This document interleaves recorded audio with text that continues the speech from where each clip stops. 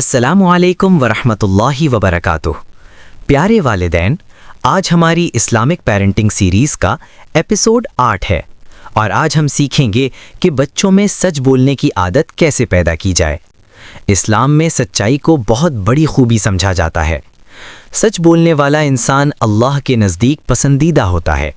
اگر والدین خود سچ بولیں اور بچوں کے سامنے ایمانداری کا نمونہ پیش کریں تو بچے بھی یہی عادت سیکھتے ہیں۔ مثال کے طور پر، اگر بچہ کوئی غلطی کر لے اور سچ بتا دے تو والدین کو چاہیے کہ اسے ڈانٹنے کے بجائے اس کی سچائی کی تعریف کریں۔ اس سے بچے کے دل میں سچ بولنے کی ہمت پیدا ہوتی ہے۔ نبی کریم صلی اللہ علیہ وسلم نے فرمایا، سچائی نیکی کی طرف لے جاتی ہے اور نیکی جنت کی طرف لے جاتی ہے۔